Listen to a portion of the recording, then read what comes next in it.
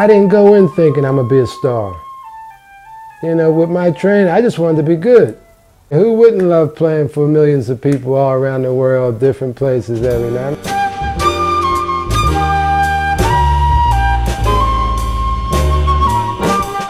You know, whatever came out of being good, you know, came out of it. Of course we wanted, you know, our music to pay for our way in life.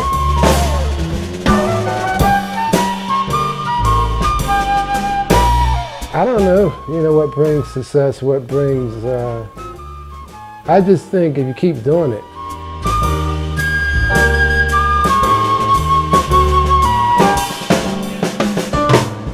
Tonight's gig is going to be very special. It's 3 years we've been there, and what I did was I invited everybody that I can remember and everybody available that has been there to perform over the last 3 years. The word's out that, you know, the party's on tonight, and it should be a good night.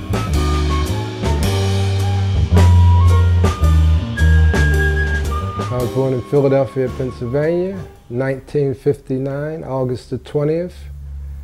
And I'm one of 7 children, number 6 of 7 to be exact. 4 sisters and 3 brothers. We had tough times, but we had happy times like most everybody else in our area. You know, it was a poor area. Most people didn't have much money, but you got on with things.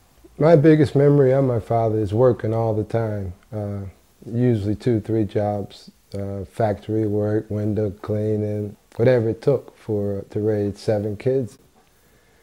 I was 10 when he died, so I didn't really have what I would call a relationship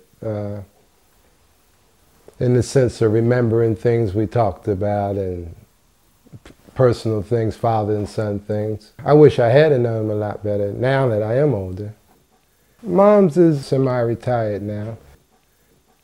I take my hat off to her. I mean, she was young, had children. 7 children. My father died when she was maybe, I think 30-something. You know, all 7 of us went to college and university. She was very active in politics, too, as we got older.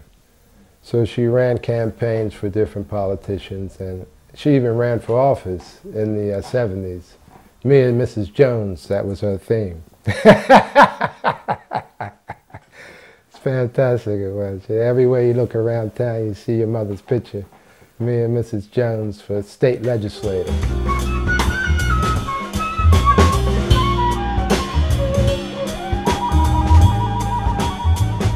It was 1968, 3rd grade.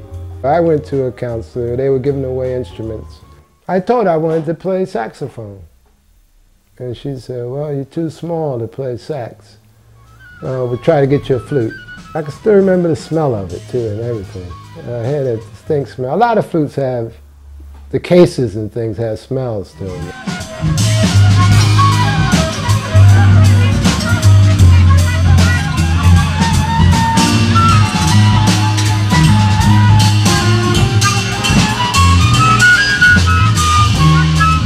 We always loved music in my house.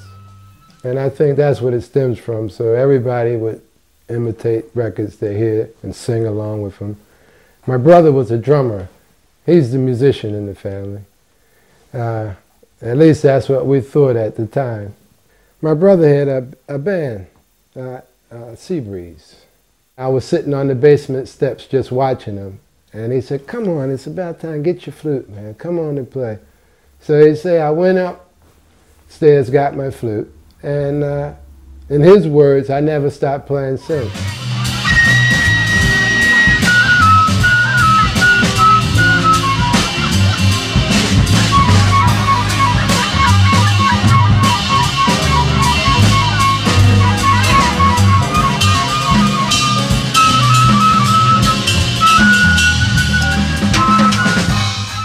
Philadelphia people are tough. So if you're studying music in Philly, 9 times out of 10, you're going to be pretty good because the people around you, that's what they're demanding. Music, culture, sports, it's a very striving town. You got to remember, it's the city where the Liberty Bell was at, the Declaration of Independence. So you had a lot of freed slaves and things like that, or people coming to live in Philadelphia because it's an advanced city. You know, it always has been. And black people do good in Philadelphia compared to other black cities in America. My high school wasn't the formal type of musical training.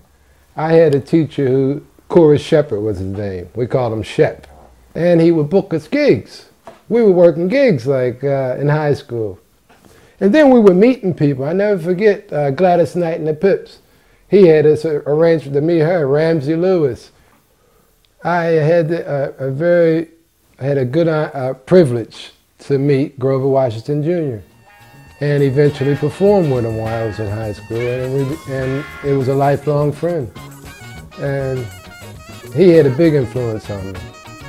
He was just an inspiration, man, in so many ways. I mean, I can't even express in how many ways, but he was a big, big influence to me.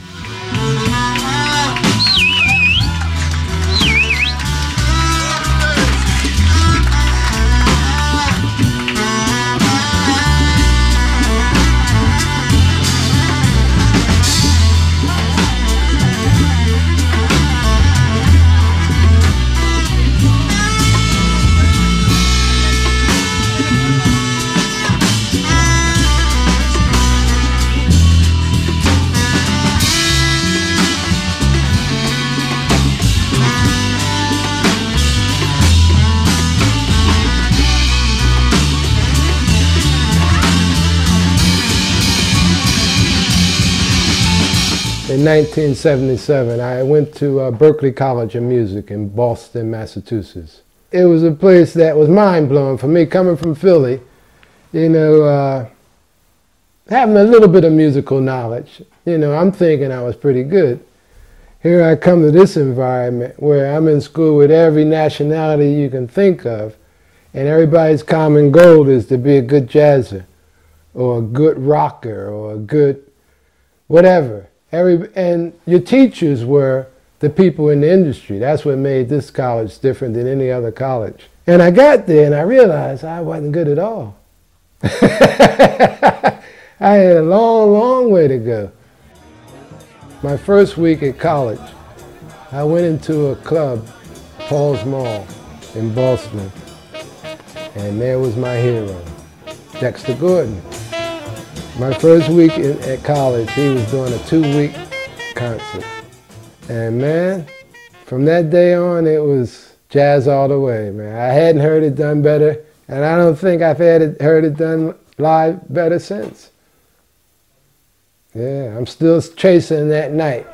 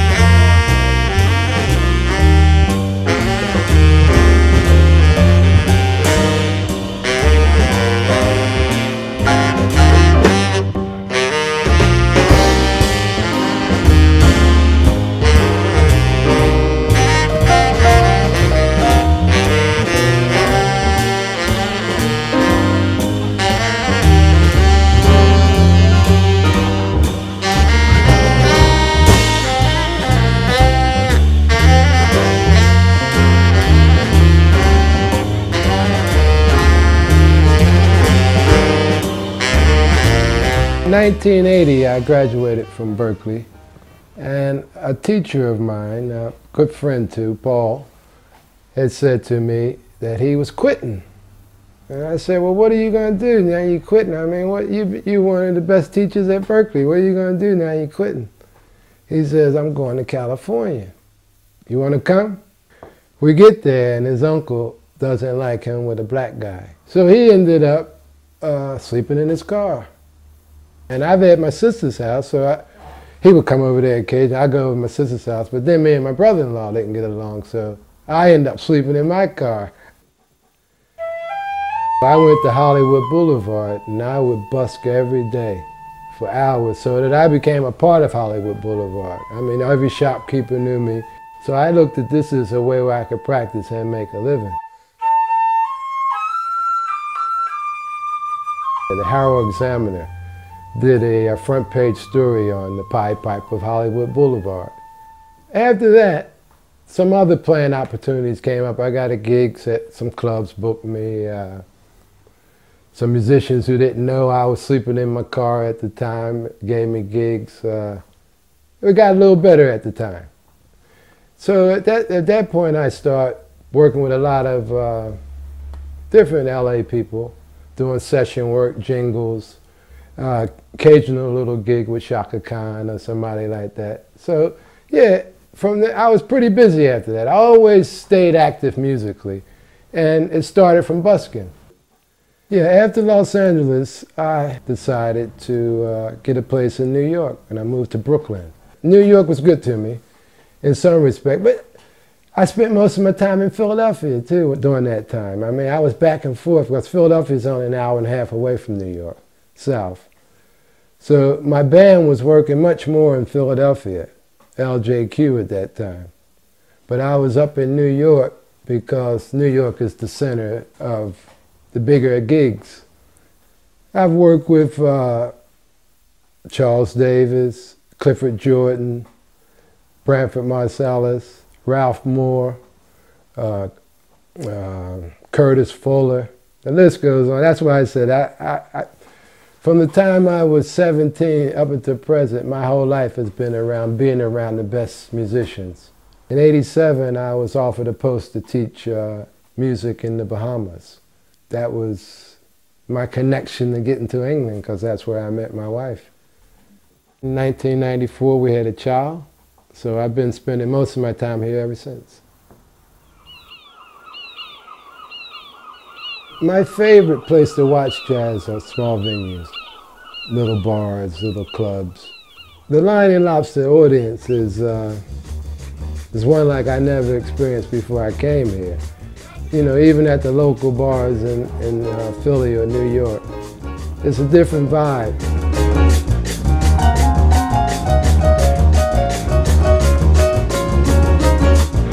The first time the Brighton Jazz All-Stars played in the Lion and Lobster was 3 years ago. We're gonna take you to church a little bit. And you know what they do in church? They pass the collection box around. Starting from the second week that we were there, it was always busy. It hasn't died down. It's gotten bigger and bigger and bigger and bigger. Church on Sundays, we went out, trying to dump the wrath of God. Preachers filling us with fright. They all try to teach us what they think is right. They got to be some kind of nut. I can't use it. Trying to make it real compared to what? Go ahead,